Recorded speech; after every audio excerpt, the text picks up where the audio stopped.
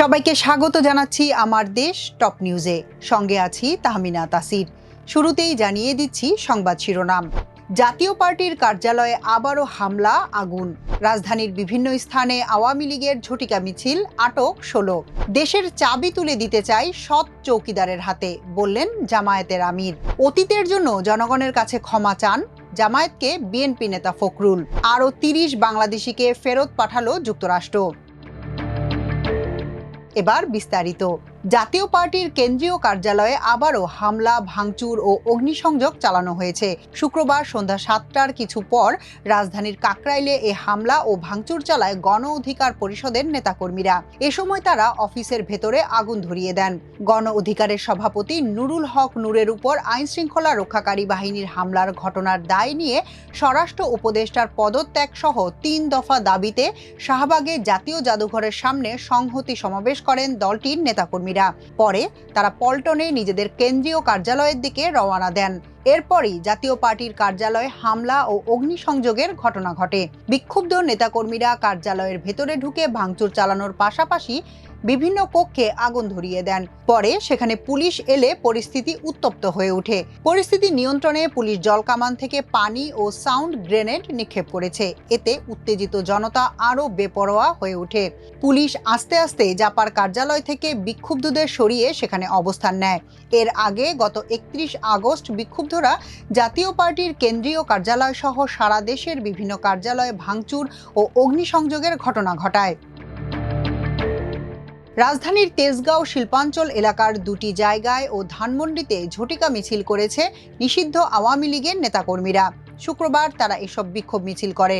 এ সময় সাবেক প্রধানমন্ত্রী শেখ হাসিনার পক্ষে বিভিন্ন স্লোগান দেয় তারা। এসব ঘটনায় 8 জনকে আটক করে পুলিশ।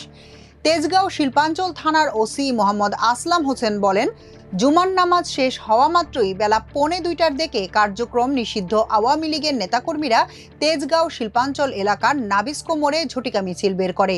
খবর পেয়ে পুলিশ ঘটনাস্থল থেকে 7 জনকে আটক করে। এ সময় অন্যরা পালিয়ে যান। আটক 7 জনকে পরে জিজ্ঞাসাবাদের জন্য ডিবি কার্যালয়ে নেওয়া হয়। এদিকে বেলা 11টার দিকে তেজগাঁও শিল্পাঞ্চলে জিএমজি মোড়ে আরেকটি ঝটিকা মিছিল বের করে আওয়ামী লীগের নেতাকর্মীরা। সেখান থেকে একজনকে আটক করে পুলিশ, অন্যরা পালিয়ে যায়। এদিকে দুপুরে ধানমন্ডিতে আওয়ামী লীগের নেতাকর্মীরা ঝটিকা মিছিল বের করে। এ সময় তারা সাবেক প্রধানমন্ত্রী শেখ হাসিনার পক্ষে স্লোগান দেয়। এক পর্যায়ে পুলিশ পেছন থেকে ধাওয়া দিলে মিছিলকারীরা পালিয়ে যায়। এর আগে রাজধানীতে ঝটিকা মিছিল সহ নাশকতার পরিকল্পনায় জড়িত অভিযোগে কার্যক্রম নিষিদ্ধ আওয়ামী লীগের সাবেক সংসদ সদস্য সাদ্দাম হোসেন পাভেল এবং দলটির সহযোগী সংগঠনের আরও 7 নেতাকর্মীকে গ্রেফতার করে ডিবি পুলিশ। গতকাল বৃহস্পতিবার রাজধানীর বিভিন্ন এলাকায় অভিযান চালিয়ে তাদের গ্রেফতার করা হয় বলে শুক্রবার ডিএমপির সংবাদ বিজ্ঞপ্তিতে জানানো হয়। ডিএমপি বলেছে, গ্রেফতার সাবেক সংসদ সদস্য সাদ্দাম আওয়ামী লীগের ঝটিকা মিছিলের পাশাপাশি নাশকতার পরিকল্পনা ও অর্থের যোগান দিতেন। ডিএমপির সংবাদ বিজ্ঞপ্তিতে বলা হয়, গতকাল রাত 11টার দিকে রাজধানীর মোহাম্মদপুর এলাকায় অভিযান চালিয়ে সাদ্দাম হোসেনকে গ্রেফতার করে ডিবি সাইবার বিভাগের একটি দল।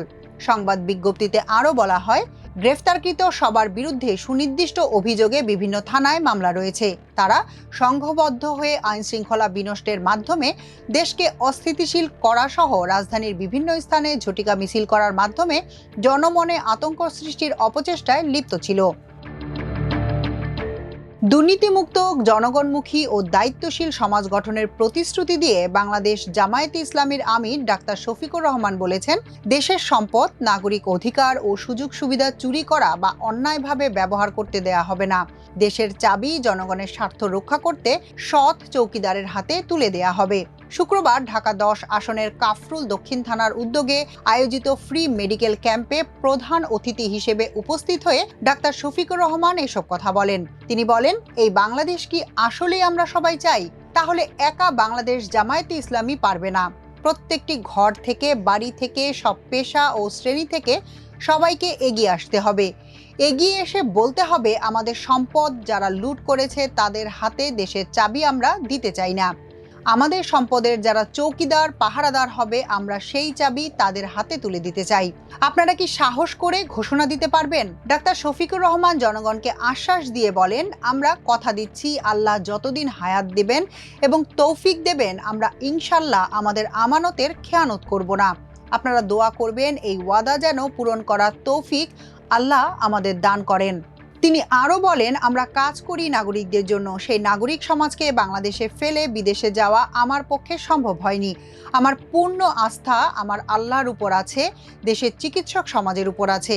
আমরা চাই জনগণের সম্পদ ও সুযোগ সুবিধা চুরি করা না হোক, দেশের সৎ চৌকিদারের হাতে জনগণের অধিকার নিরাপদ থাকবে।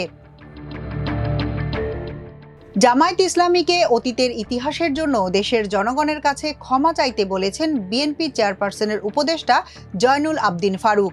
তিনি বলেন, দয়া করে আস্তে আস্তে রাজনৈতিক কৌশল পরিবর্তন করুন, জনগণের কাছে ক্ষমা চান। অতীতের ইতিহাসে দোষ ত্রুটি থাকলে ক্ষমা চেয়ে আসুন। একদিকে বলেন পিআর না হলে নির্বাচনে যাব না, অন্যদিকে বলেন গণভোট না হলে নির্বাচনে যাব না। শুক্রবার জাতীয় প্রেস ক্লাবে বাংলাদেশ স্বাধীনতা ঘোষক পরিষদের উদ্যোগে আয়োজিত এক আলোচনা সভায় তিনি এসব কথা বলেন। জয়নুল আবদিন ফারুক বলেন, শুধু শেখ হাসিনা নয়, শেখ মুজিবের অধীনেও নির্বাচন সুষ্ঠু হয়নি। দিল্লির প্ররোচনায় বাংলাদেশের কিছু লোক যদি আবারও আওয়ামী লীগের সঙ্গে আঁতাত করে এই ইউনূস সরকারের নির্বাচনকে বানচাল করার চেষ্টা করেন তাহলে জনগণ তা প্রতিহত করবে। নির্বাচনকে বানচাল করার জন্য নানা পদ্ধতি, নানা কায়দা, পিআর, মব সৃষ্টির প্রক্রিয়া শুরু হয়েছে। ষড়যন্ত্র এখনো শেষ হয়নি। তিনি আরও বলেন, জিয়াউর রহমানের নাম মুছে ফেলার জন্য 16 বছরে অনেক চেষ্টা করা হয়েছে। মানুষের হৃদয় থেকে শহীদ জিয়ার নাম মুছতে পারেনি। পাথর মেরে ছবি ভেঙে ফেলা যায়, কিন্তু হৃদয় থেকে নাম মুছে ফেলা যায় না। বিএনপি চেয়ারপারসনের এই উপদেষ্টা বলেন, এদেশের জনগণ জানে শহীদ জিয়ার দল যতবারই ক্ষমতায় গিয়েছে জনগণের সঙ্গে বিশ্বাসঘাতকতা করেনি। তারেক রহমানের যে আত্মত্যাগ, ইন্টারিম গভর্নমেন্ট যদি একটা সুষ্ঠু নির্বাচন উপহার দিতে পারে তাহলে তারেক রহমান বাংলাদেশের প্রধানমন্ত্রী হবেন। বৈধ নথিপত্র ছাড়া বসবাসের অভিযোগে যুক্তরাষ্ট্র থেকে আরও 30 বাংলাদেশিকে ফেরত পাঠানো হয়েছে। গতকাল বৃহস্পতিবার দিবাগত রাত 12:15টার দিকে ঢাকার হযরত শাহজালাল আন্তর্জাতিক বিমানবন্দরে তাদের বহনকারী একটি উড়োজাহাজ অবতরণ করে। শুক্রবার পুলিশের বিশেষ শাখার একজন ঊর্ধ্বতন কর্মকর্তা বিষয়টি নিশ্চিত করেছেন। তিনি বলেন, ফেরত আসা অভিবাসীদের মধ্যে 29 জন পুরুষ ও 1 জন নারী রয়েছেন। ডোনাল্ড ট্রাম্প যুক্তরাষ্ট্রের প্রেসিডেন্ট হিসেবে দ্বিতীয় মেয়াদে দায়িত্ব নেয়ার পর বৈধ নথিপত্র ছাড়া অবস্থানরত অভিবাসীদের বিরুদ্ধে অভিযান আরও জোরদার করেছে।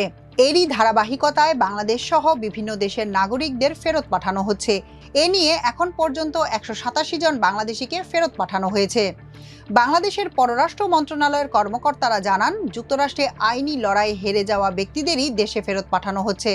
যাদেরকে ফেরত পাঠানো হচ্ছে তাদের বিষয় আগেই পররাষ্ট্র মন্ত্রণালয়কে জানানো হচ্ছে। পুলিশের একটি সূত্র জানায়, যুক্তরাষ্ট্র থেকে হাতকড়া পরিয়ে 30 বাংলাদেশিকে উড়োজাহাজে তোলা হয়। সেখানে তাদের হাতকড়া পরা ছিল। তবে উড়োজাহাজটি ঢাকার হযরত শাহজালাল বিমানবন্দরে পৌঁছানোর পর তাদের হাতকড়া খুলে দেয়া হয় বলে বাংলাদেশি আইনশৃঙ্খলা রক্ষাকারী বাহিনীকে জানিয়েছেন। তবে উড়োজাহাজটি ঢাকার হযরত শাহজালাল বিমানবন্দরে পৌঁছানোর পর তাদের হাতকড়া খুলে দেয়া হয়।